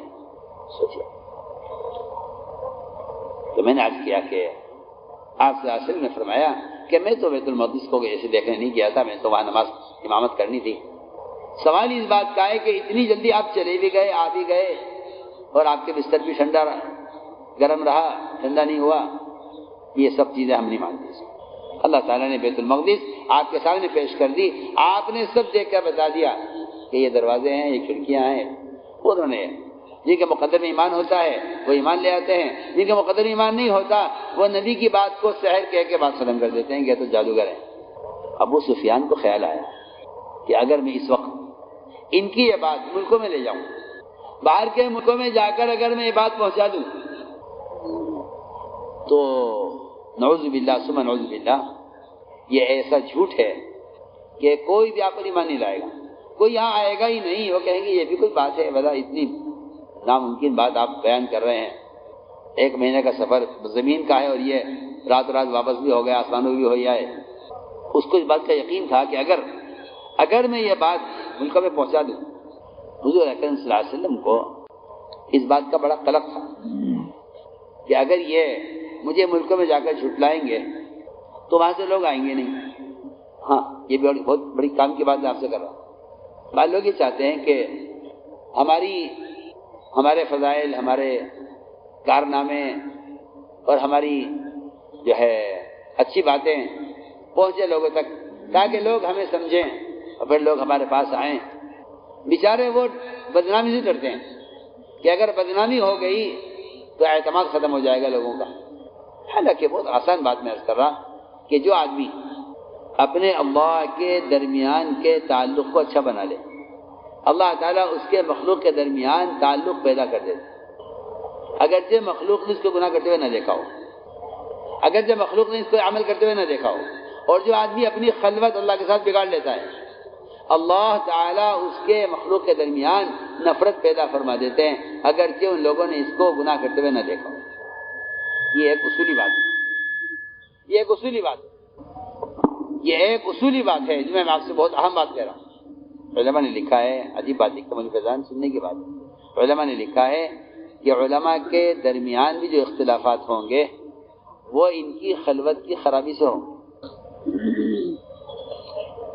آپس کے جھگڑے جب ہوتے ہیں، جب اللہ کے ساتھ تعلق کمزور ہو جاتا ہے اور جب اللہ کے ساتھ تعلق گہرا ہوتا ہے تو اختلافی مسائل میں بھی آپس کی محبتیں بڑھ جاتی ہیں۔ سنو میں کیا بول رہا ہوں، علماء صاحب جب علم تقوی کے ساتھ لیا جاتا ہے، اختلافی مسائل آپس کی محبت کو بڑھا دیتے ہیں۔ اختلاف کرنے والے کہتا ہے یہ والا پہلو میرے سامنے نہیں تھا، وہ کہتا ہے یہ جو بات آپ کہہ رہے ہیں یہ بات میرے سامنے نہیں تھی۔ سوچیے آپ، اور جب اللہ کے ساتھ تعلق بگڑ جاتا ہے، نعوذ باللہ اللہ حفاظت فرمائے، جب آدمی کے اندر سے تقوی نکل جاتا ہے، جب تقوی نکل جاتا ہے تو اختلافی مسائل مسلمانوں میں گروپ بنا دیتے ہیں، یہاں تک کہ وہ گروپ انہیں ایک دوسرے کی تکفیر تک پہنچا دیتے ہیں۔ ہاں وہ گروپ انہیں ایک دوسرے کی تکفیر تک پہنچا دیتے ہیں۔ وہ کہتے ہیں وہ غلط ہے، وہ کہتے ہیں یہ غلط ہے، وہ کہتے ہیں وہ کافر، وہ کہتے ہیں یہ کافر کیا۔ وجہ کیا لکھی علماء نے؟ وجہ یہ لکھی ہے کہ ان کا تعلق اللہ کے ساتھ کمزور ہے۔ سنیے آپ، تو لوگ یہ چاہتے ہیں کہ بھئی اچھی خبریں پہنچے ہماری تاکہ لوگ ہماری طرف آئیں، اور یہ کفار مکہ یہ آپ صلی اللہ علیہ وسلم کی طرف سے باتوں کو لے کر ملکوں میں جاتے تھے۔ اللہ نے آپ کی تصدیق کے لیے فرمایا لا یغرنک تقلب الذین کفروا فی البلاد۔ نبی جی اگر یہ کفار آپ کے دین کو اور آپ کے اسلام کو نقصان پہنچانے کے لیے ملکوں میں جاتے ہیں، سفر کرتے ہیں اور آپ پر تہمتیں لگاتے ہیں، تو آپ کو یہ چیز بالکل دھوکے میں نہ ڈالے کہ اب کام کا کیا ہوگا۔ عجیب بات ہے، جب ملکوں میں جا کر یہ کہا جاتا تھا کہ مکہ مکرمہ میں ایک ساحر ہے، ایک کاہن ہے، ایک شاعر ہے، تو لوگ دیکھنے کے لیے آتے تھے۔ ہاں، آپ کی دعوت اور آپ کی بات اور آپ کا تعارف جتنا آپ کی مخالفت سے ہوا ہے، جتنا آپ کی مخالفت سے ہوا ہے، تو جا کے ملکوں میں کہتے تھے کہ مکہ میں ایک ساحر ہے، ایک کاہن ہے، ایک نعوذ باللہ ایک پاگل ہے، ایک شاعر ہے، اس کا کلام شہر سے بھی اونچا ہے. تو دور دور سے لوگ دیکھنے کے لیے آتے تھے کہ چلو چل کے دیکھتے ہیں. اور مزیدار بات یہ ہے کہ جو بھی آپ کو دیکھنے کے لیے آتا تھا بس وہ آپ صلی اللہ علیہ وسلم کی شکل دیکھتے ہی آپ کے دین میں، اور آپ اس لیے کہ آپ کے اخلاق اس لیے علماء نے لکھا ہے آپ صلی اللہ علیہ وسلم کی 1 مہینے کی مسافت سے رعب سے آپ کی مدد کی گئی. 1 مہینے تک آپ کا رعب ہے. اگر یہ اخلاق آپ کے نہ ہوتے تو یہ 1 مہینے کی مسافت تک کوئی دشمن آپ کے قریب نہ آتا. کوئی دشمن آپ کے قریب نہ آ سکتا. کوئی دشمن آپ کے قریب نہیں آ سکتا تھا اگر آپ کے اخلاق ایسے نہ ہوتے. اس لیے حضور اکرم صلی اللہ علیہ وسلم کے اخلاق، آنے والے دیکھنے آتے تھے بھئی کون ہے وہ جو کاہن ہے آسمانی خبریں دیتا ہے، کون ہے آخر وہ، کون ہے آخر وہ، کون ہے آخر. جو لوگ دیکھنے کے لیے آتے تھے ان کو حقیقت کچھ اور ملتی تھی. ایسے سینکڑوں قصے ہیں. آپ کے قتل کے لیے آنے والے، آپ کو زہر دینے کے لیے آنے والے، آپ کی جاسوسی کرنے کے لیے آنے والے. دیکھیے واقعات ہیں. میں جب عرض کروں گا، میں ایمان بالغیب کی مثالیں ہیں جنہیں غور کرنا چاہیے کہ نبی کی معمولی بات کی تصدیق کرنے پر ایک کافر صحابی بن سکتا ہے، نبی کی معمولی بات کا انکار کرنے پر ایک صحابی کافر بن سکتا ہے. سوچیے، مجھے وہ ایمان بالغیب پر عرض کرنا. چنانچہ عرض کروں گا آگے، ابو سفیان نے سفر کیا، وہ گئے اور جا کے وہاں بادشاہ کے دربار میں سارے ملک کو جمع کیا. سب کو جمع کر کے کہا کہ میں ایک ایسی خبر لے کر آیا ہوں کہ تم اگر سن لو گے تو تمہیں نعوذ باللہ معلوم ہو جائے گا کہ یہ نبی محمد صلی اللہ علیہ وسلم یہ تو نعوذ باللہ جھوٹ بات کرتے تھے اور ان کی بات کو عقل تسلیم نہیں کرتی. سنیے کیا ہوا. اس نے دربار میں کھڑے ہو کر سارے بادشاہ کے، وزراء کے، پورے ملک کے سامنے اس نے بیان کیا اور اس نے کہا کہ محمد صلی اللہ علیہ وسلم ہمارے درمیان کے ایک آدمی ہیں، ہمارے خاندان کے ہیں، انہوں نے ایسی باتیں شروع کی ہیں کہنی جس کو کوئی عقل تسلیم نہیں کرتی. وہ کہتے ہیں ایک رات میں میرا یہ سفر ہوا ہے آسمانوں کا اور میں نے یہاں بیت المقدس میں آ کر امامت کی ہے اس رات. سارا قصہ سنا کے فارغ ہوئے. ابو سفیان آپ کی کاٹ کرنے گئے تھے، وہاں ایک مشرک کھڑا ہوا. اس نے کہا ابو سفیان تم بالکل ٹھیک کہہ رہے ہو، آپ کی اس بات، آپ کے اس قصے کا میں گواہ ہوں. حالانکہ آپ سوچئے سفر معراج کا اور سفر بیت المقدس کا، ایک مشرک کہہ رہا ہے میں گواہی دیتا ہوں. اس مشرک نے یہ کہا کہ جس رات حضور اکرم صلی اللہ علیہ وسلم کا سفر ہوا بیت المقدس کا، ان دنوں میں بیت المقدس کی نگرانی اور دروازہ بند کرنا میرے ذمہ تھا. میں رات کو روزانہ اس کا صدر دروازہ بند کیا کرتا تھا. اس رات میں نے لاکھ کوشش کی کہ دروازہ بند ہو جائے، دروازہ اپنی جگہ سے ہلا نہیں. میں نے بڑھئی کو بلایا، اس نے کوشش کی، دروازہ ہلا نہیں اپنی جگہ سے. میں حیران تھا کہ یہ کوئی غیبی نظام ہے کہ دروازہ بند نہیں ہوتا. میں چھوڑ کے چلا گیا. صبح میں آیا، دروازہ بالکل ہلکا تھا اور مسجد کے دروازے کے باہر ایک سواری کے باندھنے کی کچھ نشانات تھے کہ یہاں کوئی سواری کو گھوڑا یہاں باندھا گیا ہے. میں نے جا کر اپنے پادری سے کہا کہ میرے ساتھ تو رات عجیب قصہ ہوا ہے کہ میں نے دروازہ بند کرنا چاہا، بند نہیں ہوا، اور صبح دروازہ ہلکا تھا، بالکل آسانی سے بند ہو رہا تھا. اس نے کتاب کھولی پادری نے، اس نے کہا تم بالکل سچ بول رہے ہو اور یہ واقعہ بالکل صحیح ہے.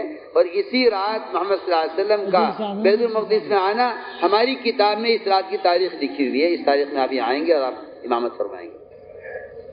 جو ابو سفیان کاٹ کرنے کے لیے گئے تھے آپ صلی اللہ علیہ وسلم کی، اللہ نے انہی کے آدمی سے ابو سفیان کی بات کی تصدیق کرائی. انہوں نے کھڑے ہو کر کہا ابو سفیان تم سچ کہہ رہے ہو، یہ واقعہ سچا ہے، ہم اس پر ایمان لاتے ہیں. ہم جو کفر کو پھیلانے کے لیے گئے تھے، اللہ تعالیٰ نے ان کی اس خبر کو اس علاقے کے لوگوں کے لیے ایمان لانے کا ذریعہ بنا دیا. وہ وہاں کے لوگ آئے اور آ کر آپ صلی اللہ علیہ وسلم سے ملے اور اسلام میں داخل ہوئے. تو عرض کر رہا تھا کہ ایمان بالغیب تم نبی کی بات کی تصدیق کر سکتے. سو کیا بدر میں قیدی قید ہو کر آئے، بہت مزے کی مثال ہے. اس میں قیدیوں میں عباس بھی تھے. حضرت عباس رضی اللہ تعالیٰ عنہ آپ کے چچا آئے مقابلے پر، صحابہ نے ان کو باندھ لیا. آپ نے فرمایا صحابہ اکرام سے کہ بھئی جتنے قیدی فقیر ہیں، محتاج ہیں اور وہ اپنے آزاد ہونے کے لیے مال نہیں دے سکتے، فقیر ہیں، ایسے قیدیوں کا فدیہ ہم معاف کر دیتے ہیں. اس لیے آپ صلی اللہ علیہ وسلم آپ تو رحمت للعالمین ہیں، آپ کا معاملہ دشمن کے ساتھ انتقام کا ہے ہی نہیں، اس لیے کہ انتقام سے امت بنتی نہیں ہے، انتقام سے امت نہیں بنتی ہے۔ آپ غور کیجئے، نوح علیہ السلام نے 950 سال محنت کی ہے، اور اکثریت کے قوم نوح 80 افراد اسلام میں داخل ہوئے، انہوں نے قوم کے لیے بد دعا کی، طوفان آیا، ہلاک ہو گئی قوم۔ آپ صلی اللہ علیہ وسلم نے ستانے والوں کو، تکلیف دینے والوں کو، اللہ نے فرمایا کہ نبی جی ہم یہ 2 پہاڑ جبل احمر، ابو قبیس، دونوں کو آپس میں ملا کر ان سب کو کچل کے ختم کر دیں۔ آپ نے فرمایا کہ نہیں، میں یہ نہیں چاہتا۔ اللہ نے فرمایا ان میں کوئی ایمان لانے والا نہیں ہے۔ آپ سنیے نا، نوح علیہ السلام سے اللہ یہ الفاظ کہہ رہے ہیں، لَيُؤْمِنُ قَوْمُكَ إِلَّا مَنْ قَدْ آمَنَ، جو ایمان لا چکے تھے لا چکے، اب کوئی ایمان نہیں لائے گا، ہم انہیں ہلاک کر رہے ہیں۔ اللہ کے نبی سے بھی اللہ نے یہی فرمایا کہ نبی جی یہ جتنے ہیں آپ کے کام میں رکاوٹ بن رہے ہیں، ان میں کوئی ایمان لانے والا نہیں ہے، ہم انہیں ہلاک کرنا چاہتے ہیں۔ ہم دونوں پہاڑ ملا دیتے ہیں، یہ 2 پہاڑ تھے مکے کے، جبل احمد، ابو قبیس، ان کے درمیان پورا مکہ آباد تھا، یہ دونوں کو آپس میں ایسا ملا دیں گے پہاڑوں کو، اس کے درمیان یہ پوری آبادی کچل کے ختم ہو جائے گی۔ اب میں کہہ نہیں، اللہ میں یہ نہیں چاہتا۔ اللہ نے فرمایا یہ ایمان نہیں لائیں گے، فرمایا چاہے ایمان نہ لائیں، ان کی پیٹھ میں جو اولادیں چھپی ہوئی ہیں وہ بھی ہلاک ہو جائیں گی۔ جو مانتے نہیں ہیں میری بات، مجھے ستا رہے ہیں، میں ان کو باقی رکھنا چاہتا ہوں تاکہ ان کے پیٹ سے نکلنے والی جو اولاد پیدا ہوگی میں ان کو دعوت دوں گا، وہ ایمان لائے گی۔ آپ بتائیے صحیح، ہم تو جو موجود ان کو دعوت نہیں دیتے، اور آپ دشمن کی اس اولاد کو دعوت دینا چاہتے ہیں جو ابھی پیدا بھی نہیں ہوئی ہے۔ آپ سوچیے، جو ابھی پیدا نہیں ہوئی، ستانے والے باپ موجود ہیں، ان کی اولاد پیدا نہیں ہوئی، آپ کہہ رہے ہیں ستانے والوں کو باقی رکھا جائے تاکہ میں ان کی اولاد کو دعوت دوں۔ وہاں تو انتقام کا تو سوال ہی نہیں ہے۔ یہ تو آج کل کے جاہلوں نے یہ خیال پیدا کیا ہے کہ محمد صلی اللہ علیہ وسلم نے تلوار کے زور سے اسلام کو قائم کیا ہے۔ جی ایسا کچھ بھی نہیں ہے، یہ کہیں ثابت ہی نہیں ہے۔ اسلام میں اکراہ ہے ہی نہیں، اسلام میں زبردستی ہے ہی نہیں۔ آپ کی جگہ آپ مسلمان ہو جائیے، اسلام میں کسی کو مسلمان بنانے کی زبردستی کی کوئی دلیل نہیں ہے، کہیں ثابت نہیں ہے۔ اکراہ جو ہے وہ تو مسلمان کو مسلمان باقی رکھنے کے لیے، اس میں تو عجیب و غریب جہالت مسلمان میں عام ہو گئی ہے کہ اگر کسی مسلمان کو ایک سے دوسری مرتبہ نماز کے لیے کہہ دو تو کہتا ہے دین میں زبردستی نہیں ہے۔ جی آپ نے ایک دفعہ کہہ دیا، آپ کی ذمہ داری پوری ہو گئی، دین میں زبردستی نہیں ہے۔ ارے دین میں زبردستی نہیں ہے، یہ کافر کے لیے کی آیت، آپ کے لیے نہیں ہے۔ لا اکراہ فی الدین کی جو آیت ہے وہ کافر کے لیے ہے کہ کسی کافر کو اسلام پر مجبور مت کرو۔ مسلمان کے لیے آیت صحیح نہیں، مسلمان کے لیے تو حکم ہے کہ مسلمان کو حق پر آمادہ کیا جاتا رہے، اس کو بار بار نماز کے لیے کہا جاتا رہے۔ جی ہاں پڑھیے، آپ نے عجیب راستہ نکالا کہ بھئی آپ ایک بار کہہ چکے ہیں، 2 بار کہہ چکے ہیں، بس دین میں زبردستی نہیں ہے۔ کہ نہیں، دین میں زبردستی کافر کے لیے نہیں ہے، مومن کے لیے زبردستی ہے دین میں، کہ دین پر اس کو آمادہ کیا جاتا رہے۔ میں عرض کر رہا تھا کہ مثال دے رہا تھا ایک حضرت عباس رضی اللہ تعالیٰ عنہ کو، آپ نے فرمایا کہ دیکھو جو بیچارے فقیر ہیں، محتاج ہیں، ان سے فدیے لیے بغیر کو چھوڑ دیا جائے۔ حضرت عباس نے کہا کہ اے محمد، میں بالکل محتاج ہوں، فقیر ہوں، اور میرے پاس آپ کو دینے کے لیے کچھ نہیں ہے، آپ مجھے چچا بھی ہوں، بہرحال رشتہ بڑا ہے، آپ مجھے معاف کر دیں، آپ میرا فدیہ معاف کر دیں، میں بہت نادار ہوں، بہت فقیر ہوں۔ آپ نے فرمایا عباس، تم اور ام فضل جو سونا چھپا کر آئے ہو وہاں مکہ مکرمہ میں، وہ دے دو فدیے میں۔ عباس کہتے ہیں کہ یار محمد تم کیا بات کر رہے ہیں، اس سونے کی تو مجھے ام فضل کے علاوہ کسی کو خبر نہیں ہے، کسی کو پتہ نہیں ہے، ہم نے کسی کو نہیں بتایا، بس اگر یہ تمہیں بتایا تو اللہ نے بتایا ہے، میں گواہی دیتا ہوں کہ آپ اللہ کے رسول۔ ایک بات کی تصدیق کافر نے کر دی، معمولی بات۔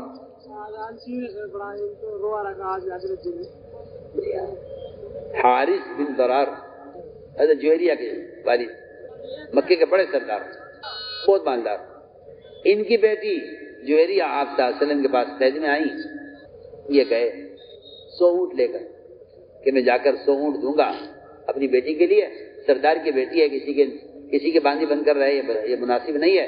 وہ 100 اونٹ لے کر آئے آپ کی خدمت میں کہ آپ یہ 100 اونٹ لے لیجئے اور میری بیٹی کو میرے حوالے کر دیں۔ راستے میں چلتے چلتے جب مدینے پہنچے قریب تو دیکھا تو 100 اونٹوں میں 2 اونٹ بڑے قیمتی، بہت شاندار اور بڑے خوبصورت تھے. یہاں نیت خراب ہو گئی، کہنے لگے بس 100 اونٹ کیا دوں، چلو بس 2 اونٹ بچا لیتا ہوں، باقی جو اس کے علاوہ ہیں 98 اونٹ وہ آپ کو دے دوں گا میں. تو کسی کو خبر نہیں تھی، کسی کو پتا نہیں. یہ خاموشی سے 100 اونٹ لے کے وہاں پہنچے اور 2 اونٹ مدینہ منورہ سے پہلے ایک گھاٹی کے اندر چھپا دیا کہ واپسی میں لیتے جاؤں گا، یہ والے بہت اچھے ہیں، ان کو نہیں دینا ہے. اور انہیں کیا پتا میں کتنے لا رہا ہوں. تو لا کے وہ 98 اونٹ پیش کیے کہ اے محمد میں آپ کے پاس یہ اونٹ لے کر آیا ہوں، آپ یہ لے لیجئے، میری بیٹی کو میں نے حوالے کر دیا. آپ نے فرمایا کہ کیوں، وہ 2 اونٹ کہاں ہیں جو تم راستے میں چھپا کر آئے ہو؟ فوراً بول اٹھے اشہد ان رسول اللہ، میں گواہی بے شک آپ اللہ کروں. تو میں نے عرض کیا کہ اللہ تعالیٰ نبی کی زبان پر ایسی بات جاری کر دیتے ہیں کہ بعض مرتبہ اس کی تصدیق کر کافر کر دے تو وہ پکا مومن بن جاتا ہے، اور کبھی اس کی تکذیب میں کوئی مومن کر دے تو وہ کافر ہو جاتا ہے. اس طرح ایسی مثالیں موجود ہیں. یہ عبداللہ بن سعد بن ابی سر کیوں مرتد ہوئے اسلام سے؟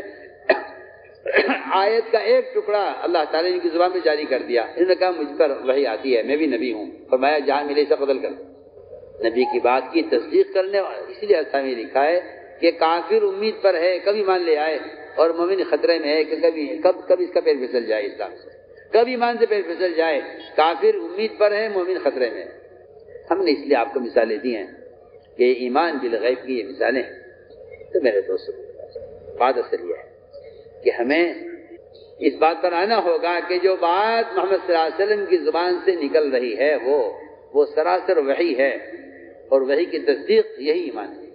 وحی کی تصدیق ایمان ہے. صرف قرآن وحی نہیں ہے، حدیث بھی وحی ہے. وہ مطلوع غیر مطلوع اتنا فرق ہے، ورنہ حدیث بھی وحی ہے. ما ينطق عن الهوى ان هو الا وحی یوحى، کہ آپ سے جو بات فرماتے ہیں وہ تو آسمان کی وحی سے فرماتے ہیں. اس لیے فرمایا کہ نبی کی بات کی تصدیق کرو نبی کے اعتماد پر. جتنے آپ صلی اللہ علیہ وسلم جتنے اللہ کی بات میں سچے ہیں، اتنے آپ اپنے ذاتی معاملات بھی سچے ہیں. کے ذریعے دلوں میں بیان آپ کو پسند آیا ہو تو بیان کو لائک، شیئر اور چینل کو سبسکرائب کرنا مت بھولیے. کمنٹس میں اپنی رائے کا اظہار ضرور کیجیے.